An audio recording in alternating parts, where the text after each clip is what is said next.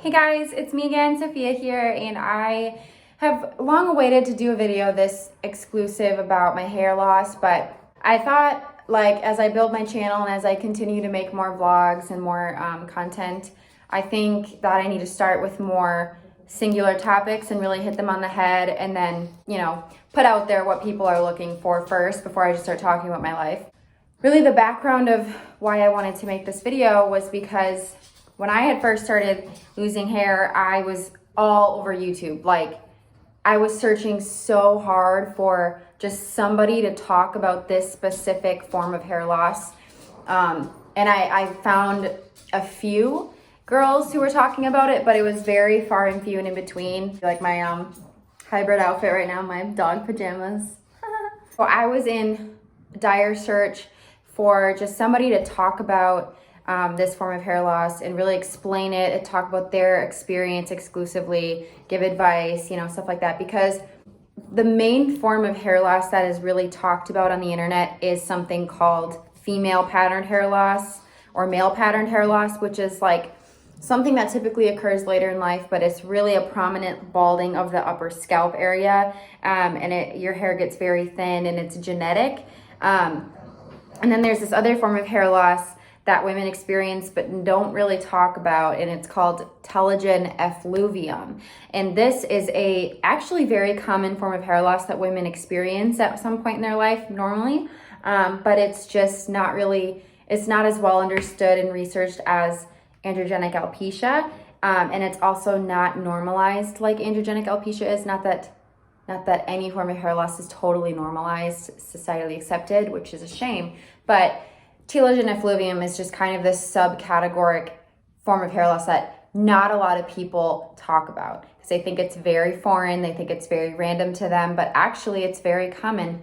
I found one girl in particular who really nailed it on the head, and she made a whole YouTube channel about Telogen effluvium, and that was really helpful, but she's probably the only one that I know of on the internet who has a channel about it. And I'm not gonna make a whole channel about it, but I do wanna make a video specifically about Telogen effluvium so that when women are going through it and they're looking for somebody to relate to, they can type it in and maybe this video will pop up and they can hear my story or at least get some tips and tricks and advice from somebody who is living it or has lived it. I think it'll just help somebody. So yeah, so today is everything about the form of hair loss that I've experienced, what I've done, statistically what works, what doctors have told me, how many doctors I've seen, XYZ, just pretty much an all you need to know video, and I think it'll be very beneficial for some other people who are dealing with it. So first and foremost, I'm gonna try to keep this fairly organizational. So the first thing I wanna talk about is what is Telogen effluvium. That's kind of the basis of this video. So you need to know what it is. So this is, and know that everything I'm saying was taught to me by a medical professional. So this isn't me just like pulling it out of my, you know, and just making it up. This is like real medical advice that I've received that I'm basically relaying to my YouTube channel. So number one, your hair normally sheds between 30 to 80-ish hair a day. Normal girl's head, she will lose in between that every single day. What is completely normal is your hair to be in 3 stages at once. So every single hair in your head is in a different stage of these 3. Because if all of your hair was in one of them, everybody would be either have hair to the ground or would be bald. So the first stage is anagen, which is growth. This is the stage that we want to be in most of the time. 85 to 95% of your hair is in anagen, which is growing, and that's good. That's why, like, normally you don't brush out a ton of hair because it's growing, it's in the growth phase, so that's a good thing. The next phase is something called catagen, which is the in-between little leg where a hair on your head has lived its whole life. It's just resting in that hair follicle and waiting for the next growth phase to push it out. So that's the middle phase. And then there's a phase called telogen, which between 10 to 15% of your hair is in telogen phase at all times. And this accounts for the daily normal shedding that you lose every single day when you shower, things like that. That is the hair that has lived its full life. It's ready to fall out and produce a new hair. So the hair that is falling out of your head when you go like this, that is a telogen hair. Okay, so how does this relate to telogen effluvium? So telogen Effluvium is a phenomenon that some women will experience after a severe acute stressor or a chronic stressor, or a sickness, an illness, childbirth, severe stress, psychological stress, anything, dietary deficiencies. And this is where your hair follicles push up to 75% of the hairs on your head into that telogen phase at one single time. So this sounds really traumatic, and to be honest, it is. It's very traumatic for women to deal with. So for example, if you give birth, a lot of women experience this, that catastrophic event of birth in your body stresses out your body so much that your hair sometimes will go into that telogen phase, and then about 3 months later, your hair will start to fall out.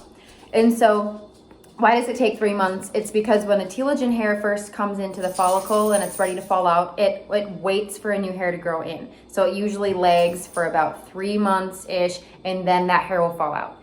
So when you're wondering, if you're losing a bunch of hair, you don't want to look recent. You want to think 3 to 5 months before. What did you go through? What kind of stressor did you go through? Were you really sick? Did you give birth? Things like that. Because the hair that you're losing today is a result of something that happened 3 to 5 months ago, not something that happened last week. When women say, oh, I'm so stressed lately, I think that's why I'm shedding. That's actually not true. If you're really stressed today, it's not going to affect your hair tomorrow. It's going to affect your hair in 3 months. So you have to look bait's 3 months. Telogen effluvium is when your hair cycle gets reversed, basically, and more hair is in the falling out phase than is in the growing phase. So consequently, you lose more hair than you grow. It sucks.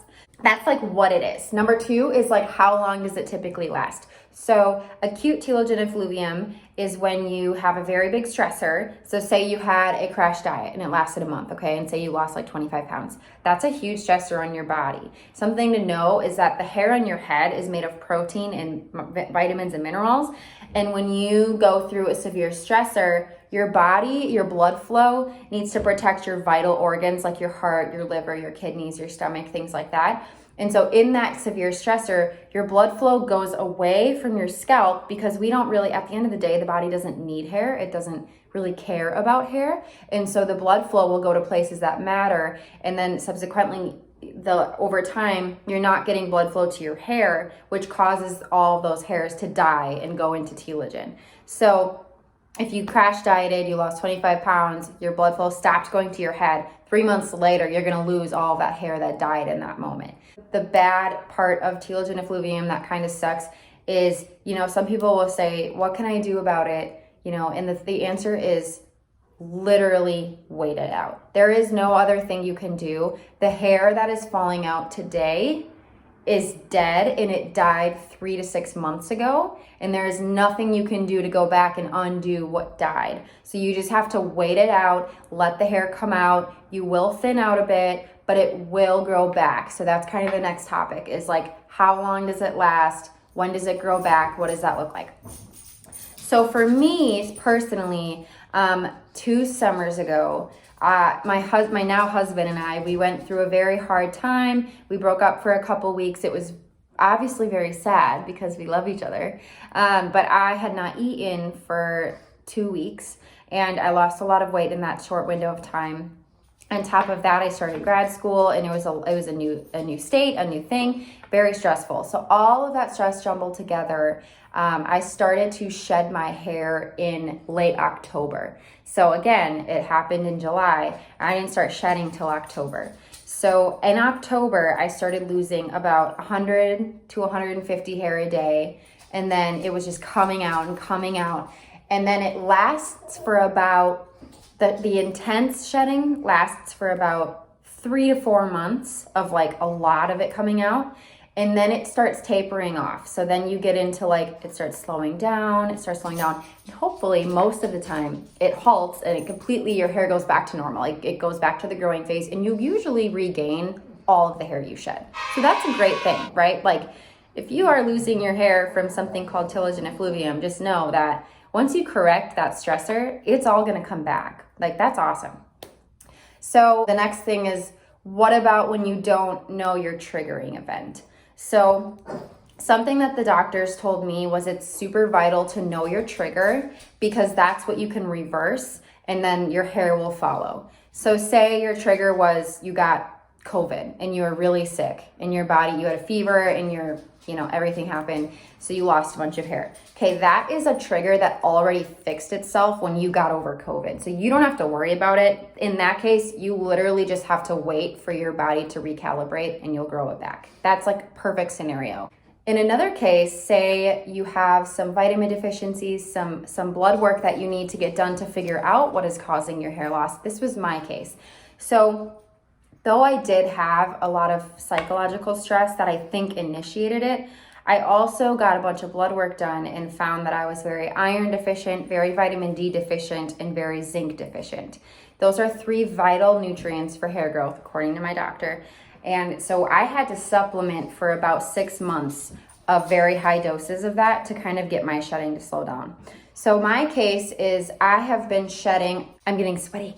I had a lot of factors that I had to address kind of synergistically to fix mine. Mine wasn't just one isolated thing. And so, yes, so that would be a recommendation, would be to kind of get all your triggers assessed by a doctor, because you'll find out what it is. So, oh my goodness. So for me, another thing that I want to stress, I have been seeing 3 different doctors on my hair loss. You don't have to do this. I actually wouldn't even recommend it because it's expensive. But I see a hair specialist doctor, I see a dermatologist, and I see a primary care physician.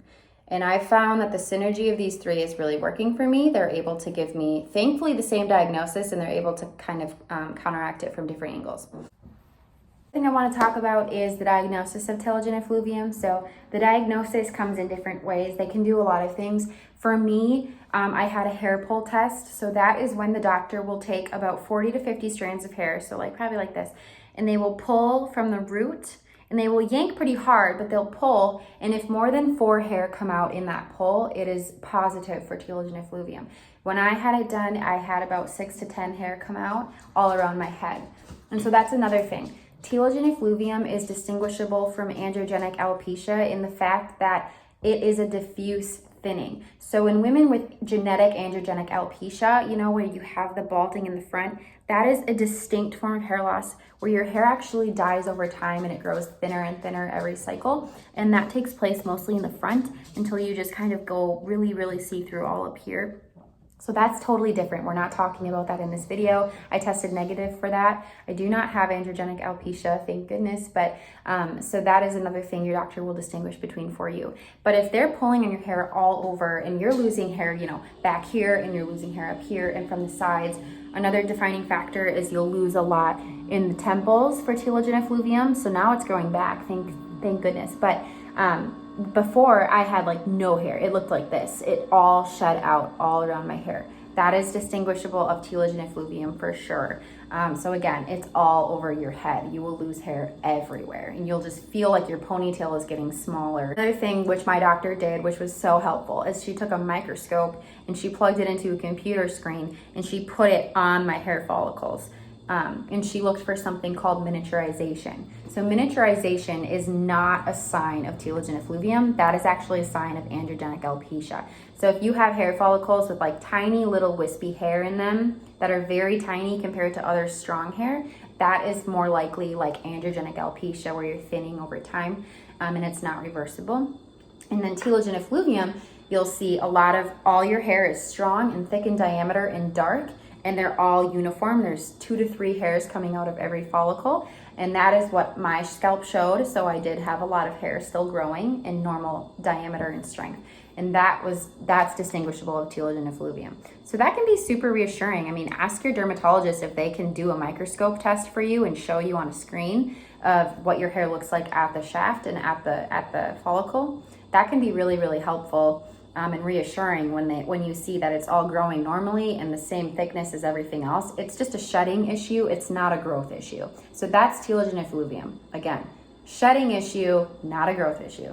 That's a good thing. That means it's all going to come back. Another thing to note about telogen effluvium is you're considered to have it when you lose above 100 hair a day consistently for a month or 2.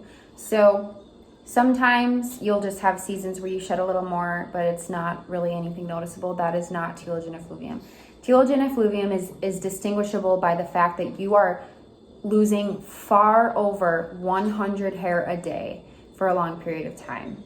And another thing to note is these hairs are usually very long in length, and they have a white bulb at the end. You can see it if you look at the root, and that is distinguishable of telogen effluvium. Something I want to just really emphasize is you'll know if you're losing a significant amount of hair. I would never recommend counting it because I did this personally and it mentally just destroyed me. But it's not good. It's not good. It's just going to make you more stressed and then you're going to lose more hair. It doesn't work. So do not count it. You will know. My doctor said, trust me, girl, you will know if you're like brushing your hair and it's like just everywhere. You'll just know. It's well over 100 hair. I can insert a picture here about what that looked like when I was going through it.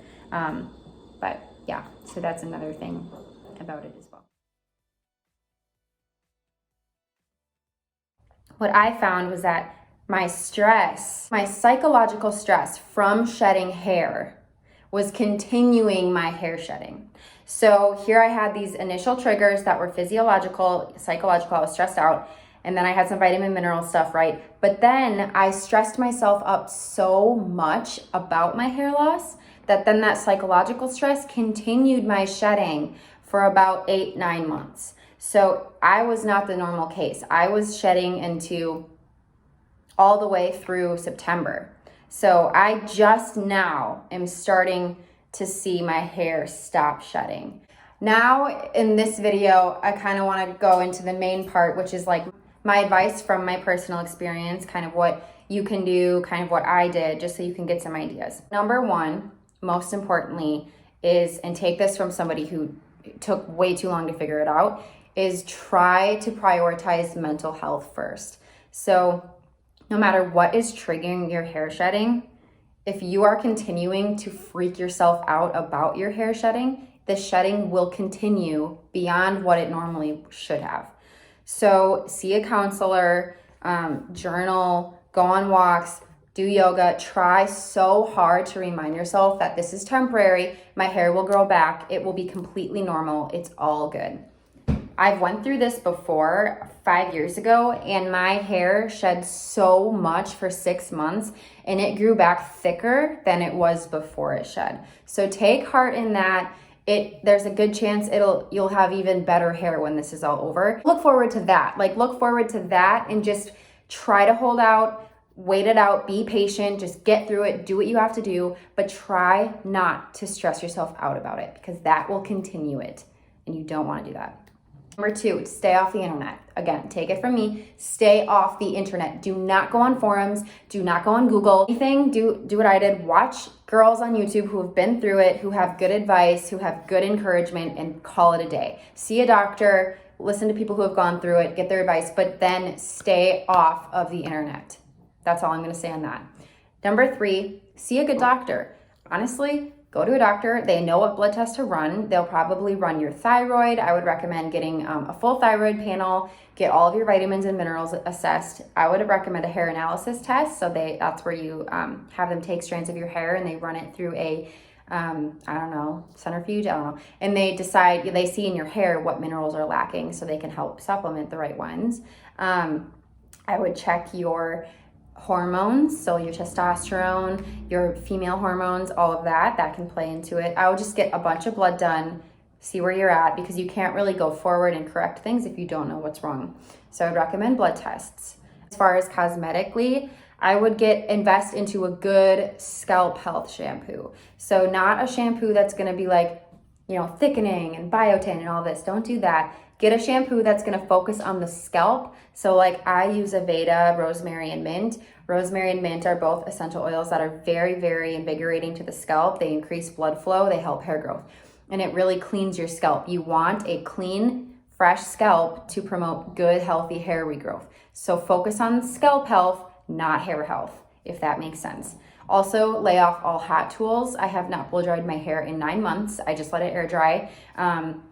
When you brush it, be very gentle. Use a wide tooth comb, but otherwise leave it alone. I put my hair back in a loose bun every single day. During the shedding process, I just let it do its thing. I don't touch it. I try to just leave it there.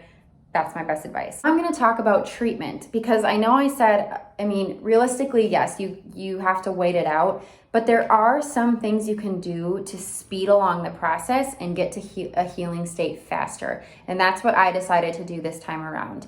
As I said, this is my second time going through Telogen Effluvium, so this isn't my first rodeo. The first time I just waited it out. It took 6 months, it grew back. This time I was a little less patient. I wanted to just speed it up, put my hands on the situation. And so I actually, per my doctor's recommendation, don't just go and do this yourself, get a recommendation, but I actually started Rogaine. Rogaine there's a lot of misconceptions about it. A lot of people, if you go online, will say, don't use Rogaine for Telogen Effluvium. It makes it worse, blah, blah, blah.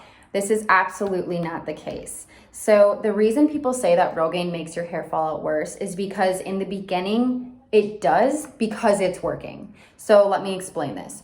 Rogaine, when you put it on your scalp, it opens up, there's medication in it that opens up and dilates your hair follicles and the blood vessels underneath them to increase blood flow to the scalp to promote new, stronger, thicker hair growth.